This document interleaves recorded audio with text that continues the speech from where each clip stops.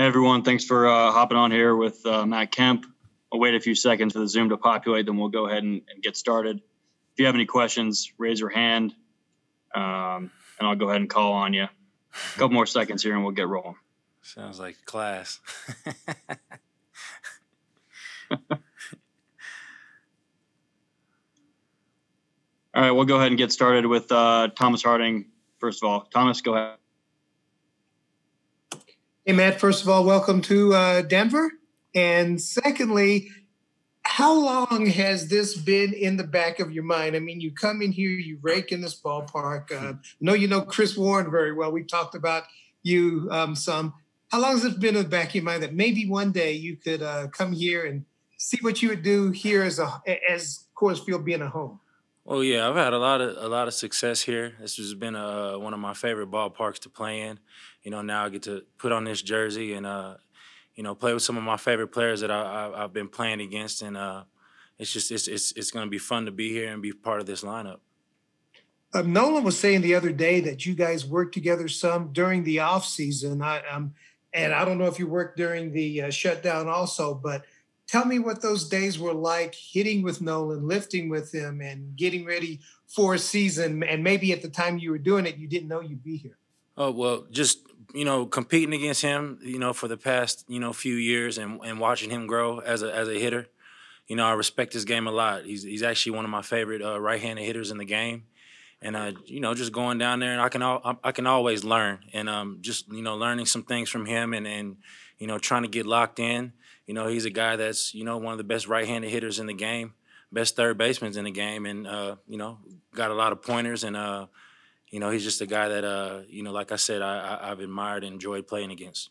And last question of this group from me, but you've accomplished a lot in this game, went through a stage, as Nolan said, you were Mike Trout before Mike Trout. Oh, man. What keeps you going? What keeps you wanting to try this? I know that 2018 was a very good year for you last year. Not as much, but what made you want to keep pushing? Well, I know I still got a lot left in me, a lot left in the tank.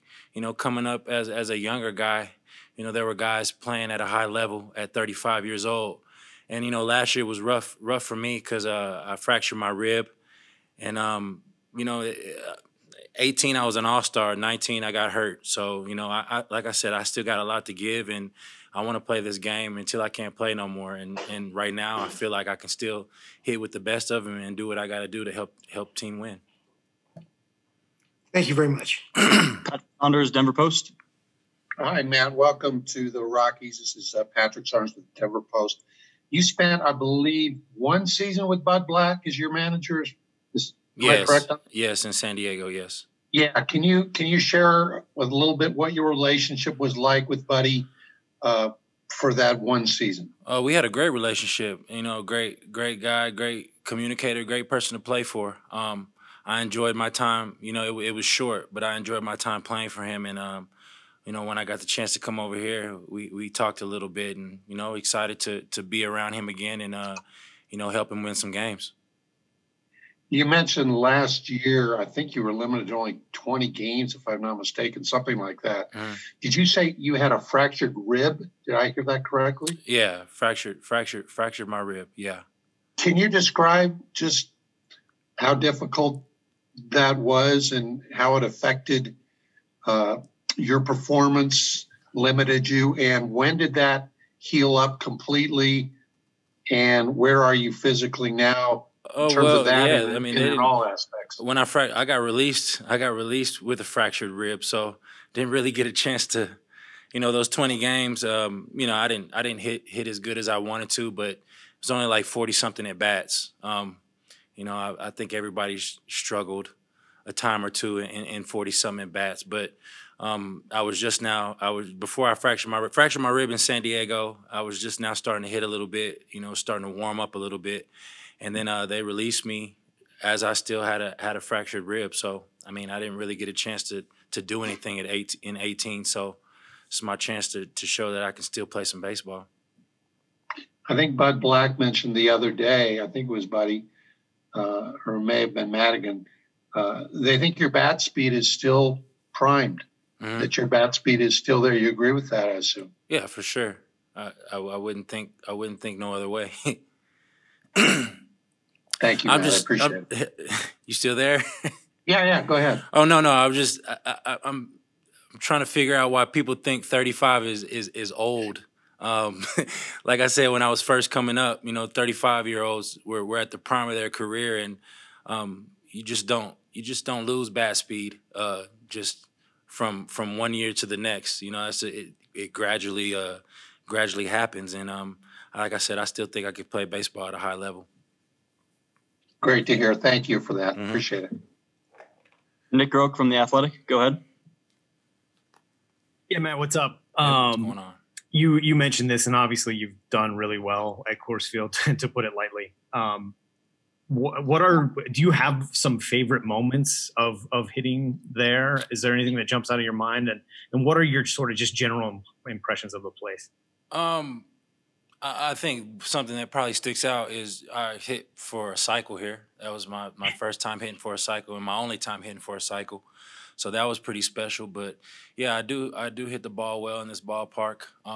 See the ball really good. I like the background of the batter's eye with the trees. It's just one of those ballparks that I really can get locked in. And when I was struggling, if I was struggling at any time and I knew we were coming to Colorado, this was a place where I like, man, I could probably get locked in right here. So everybody has that 1 or 2 or 3 stadiums that they enjoy hitting in, and this is one of the ballparks that I enjoy hitting in. And then did you fall back into feeling that way when you arrived here, last week? Oh yeah, for sure. Man, honestly, just putting on the jersey, being here, knowing some of the guys here, it's exciting to be back on the baseball field and moving around a little bit, and even being in one of my favorite ballparks. It's a great city. They're building a lot of great things around here that I didn't know that they were building around here. So the city's going to be booming for a while. Why not, win some games and be the talk of the town? And then just real quick separately, because you've been at an MVP level for so long, and really probably should have won that 1 year. In a 60-game season, do you think they should be giving out that award? Tough question. I'm sure they will. I haven't even really thought about that. I don't know. I'll leave that up to you guys. I don't know if they should or they shouldn't. It's a short season. You can do a lot of damage in 60 games and a lot of you can struggle in 60 games. So this is just one of these times where whoever wins has to start out really hot and perform at a high level in those 60 games. Yeah, cool, dude. Thank you. Mm-hmm. Kevin Henry, Rocks Pal, go ahead. Hey, Matt, thanks for the time and welcome to Denver. Thank you. Appreciate it. Whenever we were talking to Colorado GM and before the season restarted again, I believe he mentioned that there were some talks during winter meetings about you potentially coming on board, and then you chose to go with the Marlins instead. Can you just talk about what that time was like and maybe why Miami over Colorado at that time? This was one of the places that I wanted to be in the off season, but I didn't know if it quite was going to work. There's a lot of hitters over here, and there was a lot of guys. Ian, Desmond, a lot of young great guys that are coming up right now that are primed and ready to go. I just didn't know if this was a good fit at the time. Miami seemed like a little bit better opportunity for me to get some at bats. That's why I chose them. But this was definitely one of the first places that I thought about coming and playing with some of the guys. And then just to follow up to that, you mentioned Ian, and obviously there were a lot of dominoes that have kind of fallen with him choosing to sit out, the DH being implemented. Does it kind of seem like that perfect storm right now for you to join the Rockies? I guess you could say. I think a lot of guys wish Ian was here right now, but he chose to do what he did, and everybody respects that. And he's a great player and somebody that they really admire in this organization. Me and him we've had talks. I've played against him a lot over the years. I guess you could say this is just one of those times where that everything kind of worked out in the way I wanted it to work out, as far as, getting an opportunity to play this year. And the Rockies gave me that opportunity. Thanks, Matt. Appreciate it. Mm-hmm. Mark Kisla, Denver Post. Hey, Matt, as a guy myself who just celebrated his 63rd birthday, I would definitely agree with you. 35 is not old. Yeah, I know, right? But talk to me about this. At 35, getting ABs, as opposed to when you were 25 and you were a young guy trying to get ABs. How's your view on that change, and how does that dynamic work? Whether every player wants ABs, and so you're the wily vet with MVP type credentials, and there's young bucks that want to show they can do it. Yeah. For me, of course, yes. Everybody wants ABs, but I think if you hit, nobody can really argue about you getting ABs. If you hit, you're gonna get ABs, and having veterans around young guys is something that made me the player that I was. Being a young guy growing up and having a lot of veteran presence in there to teach me the ropes and kind of teach me like what worked for me and what didn't work for me, and kind of take what I could from those guys. It helps to have a good mix of young, great talent and some older guys around that can actually help and actually produce at the same time. So it could all work in everybody's favor. Who are a couple of those vets that you owe a debt to during your career? For me, it was of course Torrey Hunter, Juan Pierre, Marlon Anderson. Who else? I mean, there's a lot of guys that poured into me. Being in LA and being with the Dodgers, Davey Lopes helped me a lot. Maury Wells, Don Newcomb, a lot of legends that made their mark on this game, that poured into me, that helped me become the player that I am. And like I said, forever grateful for them. But they actually helped me become the player that I am today. What important thing do you know, or one important thing you know now that you didn't know 10 years ago about this game or dealing with the ups and downs of this game? Just for me, I think the most important thing is being a student of the game. It comes when you're younger. It comes so natural to just go out there and your athletic ability just take over, and it kind of shows. How great you can be, but also being a student of the game. Paying attention to certain things and studying. Your opponent kind of makes the game a little bit easier. This game's really hard. But, being a student of the game and watching videos and breaking down different things, it can help you become a great baseball player. And that's something that, Davey Lopes, poured into me when he was with his time in L.A. That helped me a lot. Thank you. Mm-hmm. All right, we'll go to Thomas Harding, and then we'll finish up with Jenny Kavanaugh from AT&T. Yeah, when you were on the other side, especially in 2018, when this team kind of broke through a bit in 17 and 18, what did you see from the outside of the Rockies? What do you remember that says, hey, this is a pretty good ball club, even though last year wasn't the best year? I mean, this has always been one of those teams that, we have hitters meetings, me being on the opposing team, not to take these guys lightly because, they can really run up the scoreboard. They can really, make some noise with the bat. And they've also had a lot of good pitchers. Gray, Marquez, all those guys are unbelievable pitchers. And Freeland, they have all the pieces here that can actually help. They have all the pieces here that can compete with any team out there on the offensive side and on the defensive side. So, I mean, you got Story, who's a Gold Glove shortstop. You got Arenado. I mean, there's a lot of weapons over here that can do some damage, and they all complement each other. Just getting that whole thing together and everybody working as one is what's going to make this team even greater, and they're motivated to do that. And to follow up on some of the veteran type things that you're trying to give to other guys, connected with any of these guys that maybe you speak the same language hitting, or something that they see in you, they come to you and ask for advice? Are there guys that already you've kind of connected with on that level? I mean, this team is. I mean, just this first week that we've been here is. I mean, all we do is talk about hitting, breaking down hitting, knowing each other's swings. I actually, I've studied these guys because I like to watch hitters, and I know these guys' swings. I know when it's on and when it's not on. But I'm sure as time goes on, that we'll learn each other more and learn even more about each other.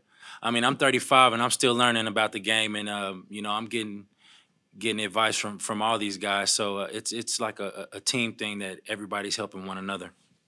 Thanks, Matt. Mm-hmm. All right, we'll go to Jenny for the final questions. Oh, Jenny, go ahead. Uh-oh. Can you hear me now? Yeah, we got Okay, you. awesome. Sorry. Thanks, Matt, for joining us. We're with AT&T Sportsnet. We're the home of the Rockies. So this is for our weekly show, The Club. Okay. So I'll just have a couple more questions for you, if that's cool. Sounds good. You're talking about some of your new teammates and watching this talented group of hitters from afar, being a student of the game. When you start to look down the Rockies lineup, what do you see for them in 2020 in terms of hitting and how you can add to that mix? A lot of home runs, a lot of RBIs, a lot of excitement. I mean, this team offensively has never been one of those teams that really struggled offensively. Playing against them over the years, they've always had great hitters. I mean, shoot, I forgot about talking about Blackman, since he hasn't been here yet. But I mean, that's another Gold Glove superstar that's on this team. There's a lot of talent on this team, and you can't deny that. Yeah, I think too, when you're talking about now adding the DH to the National League, gives Bud Black a lot of versatility, you in the mix of that as well. Having 19 games under your belt with some success as a DH, what's the mentality you have to be a hitter only in the lineup? I don't even know my numbers as a DH. Do you know them? I don't know them. I do. Yeah, you have a 361 on base percentage, 21 hits in 19 games, 6 home runs, so a little power there. I'm sorry, I'm quizzing you a little bit. I was curious. I wanted to know, but they're good. The mentality is just you have to stay loose. You have to stay into the game. It's different because I was so used to playing defense, playing both sides of the ball, but helped me a lot. Learning when in 18 when I wasn't playing every game, guys like Chase Utley, getting like pinch hit at bats or DH, just staying ready, staying loose, staying in the cage and staying hot the whole time, because if you sit around, you get a little stiff and DH is not an easy position to play, but it's something that you got to mentally prepare for and study. You mentioned your relationship with Bud Black, obviously as one of his players when he managed you with the Padres. You've faced him for so many years when you were in a Dodger uniform.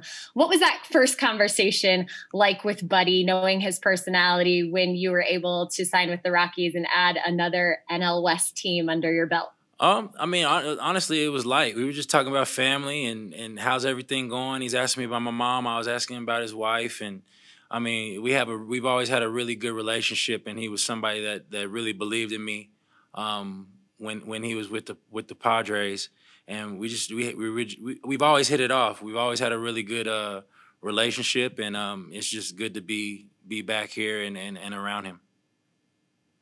I know you mentioned your relationship with Ian Desmond, and obviously not getting to be a teammate of his this year is he's decided not to play. But can you just talk a little bit about his powerful message in that decision and what it meant for you to read those words from him? I mean, family is everything, man. And I think that's one thing that everybody knows about him is his family is very important to him. And, that's the decision that he wanted to make. And there's a lot of people making those same decisions. And, we don't know what's going on in anybody's life or behind closed doors, but, there's a lot of people out here making tough decisions whether to work or be with their family, and you got to respect both. This is just one of those times that life is a little weird right now, and there's a lot of chaos and a lot of things going on, and everybody's doing what's important for them and their families. Awesome. Thanks, Matt, so much for joining us. Appreciate it. No problem.